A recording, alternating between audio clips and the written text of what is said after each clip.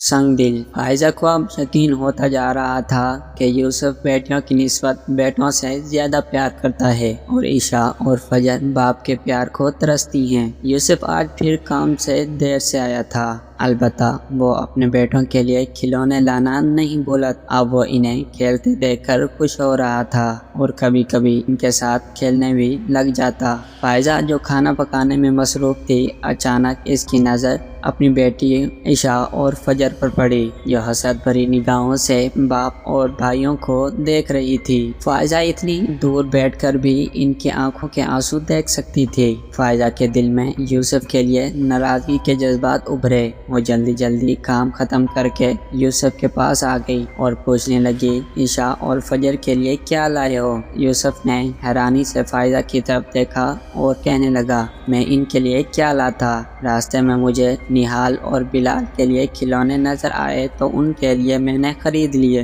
यह सुनकर फायजा को बहुत गुस्सा आया और इन दोनों की लड़ाई हो गई। हर दफा यूं ही होता। यूसुफ निहाल और बिलाल के लिए जरूर कुछ ना कुछ लाता, मगर बेटियों के लिए शाज़ो नाजिर ही कभी कोई चीज लाता था। फायजा को अब यकीन होता जा रहा था कि यूसुफ बेटियों की निस्बत बेटों से ज्यादा प्यार करता है और ईशा और फजर बाप के प्यार को तरसती हैं। यह सोच फायजा के दिलो दिमाग पर इस तरह हावी हुई कि इसके दिल में निहाल और बिलाल के लिए शदीद नफरत पैदा होने लगी। वो बिलाल और निहाल से नफरत का इजहार करने लगी थी, लेकिन यूसुफ की वजह से चुप हो जाती। यूसुफ फायजा के इस रवैये से सख्त परेशान था। इसको समझ ना आती फायजा बच्चों के साथ क्यों ऐसे पेश आती है। फायजा के दिल में ख्याल आया, अगर निहाल और बिलाल ना होते तो यूसुफ अपनी सारी तवज्जो और मोहब्बत ईशा और फजर की तरफ देता। अब वो हर वक्त यही सोचती रहती और हर काम गायब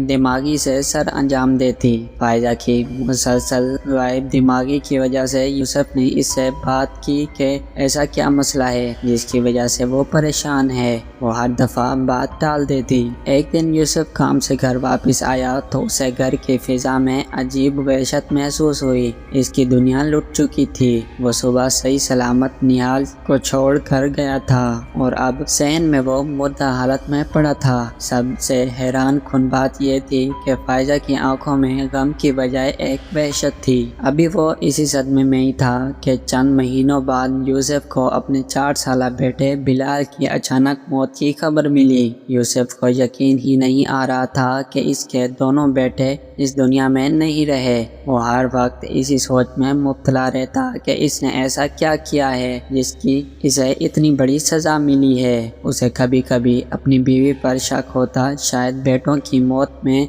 इसका कोई हाथ है, लेकिन वो ये सोचता कि कोई माँ कभी अपने बच्चों को कत्ल नहीं कर सकती। फायजा को हर वक्त अपना सांस घुटता हुआ महसूस होता। इसे लगता कि इसके बच्चे इसे बुला रहे हैं। वो रात को उठकर चीखें मारती। फायजा को अपने बच्चों की रूह नजर आती। यूसुफ पहले समझा कि शायद ये अभी तक सदमे में है। वो इसे प्यार से बहुत समझाता, लेकिन फायजा पर किसी चीज का असर ना होता। फायजा की हालत दिन ब दिन बिगड़ती जा रही थी। यूसुफ ने काफ़ी इलाज करवाया लेकिन बेसुध रहा। यूसुफ ने कुछ अरसा के लिए घर से कहीं दूर जाने का प्रोग्राम बनाया ताकि फायजा को जल्द अज जल्द इस सदमे से बाहर निकाला जा सके, लेकिन फायजा की सेहत पर कोई फतेहख्वाह असर न हुआ।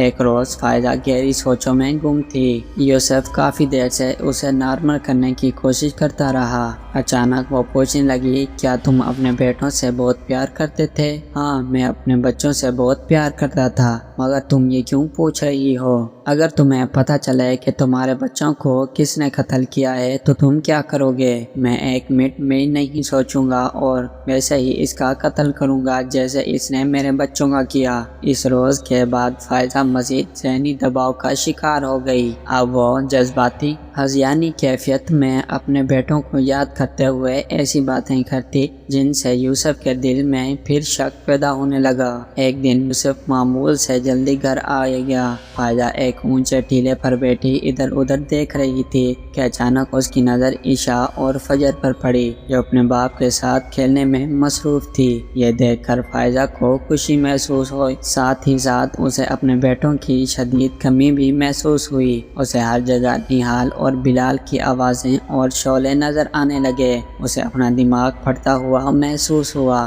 اس کا سانس بند ہونے لگا۔ یوسف کی نظر اچانک فائزہ پر پڑی۔ اس کی حالت بگڑتی دیکھ کر یوسف اس کی طرف لپکا، لیکن فائزہ کے الفاظ نے اس کے قدم جما دیے۔ میں نے اپنے بچوں کو مار ڈالا، قتل کر دیا میں نے اپنے بچوں کو۔ یوسف نے نصیحت بھری نگاہ فائزہ پر ڈالی اور پوچھا، تم یہ سب کیسے کر سکتی ہو؟ تم نے اپنے ہاتھوں سے ہی اپنے بچوں کو مار دیا۔ تم کیسی ماں ہو؟ تم تو ماں کہلانے کے بھی لائق نہیں۔ کوئی ماں اس حد تک ظالم نہیں ہو سکتی۔ تم نے ایسا کیوں کیا؟ یہ سب کچھ میں نے اپنی بیٹیوں کے لیے کیا ہے۔ تم ہر وقت نہال اور بلال سے پیار کرتے تھے۔ عشاء اور فجر کی تمہیں کوئی پرواہ نہ تھی۔ یہ سن کر یوسف مزید آگ بگولا ہو گیا۔ جیسے میرے لیے نہال اور بلال تھے، ویسے ہی عشاء اور فجر تھی۔ فرق میں نے نہیں کیا، فرق تمہاری سوچ میں تھا۔ تم ایک نفسیاتی مریضہ بن چکی ہو۔ میں اور میری بیٹیاں اب مزید تمہارے ساتھ نہیں رہ سکتے۔ آج تم نے اپنے بیٹوں کو اپنی بیٹیوں کے لیے مار دیا ہے، کل تم اپنی بیٹیوں کو کسی اور کے لیے مار دو گی۔ میں فجر اور عشاء کو لے کر ہمیشہ ہمیشہ کے لیے تمہاری زندگی سے دور چلا جاؤں گا، اور اب تمہاری سزا کا فیصلہ عدالت کرے گی۔ یہ فائزہ کو روتی چھوڑ کر بچوں کے پاس چلا گیا۔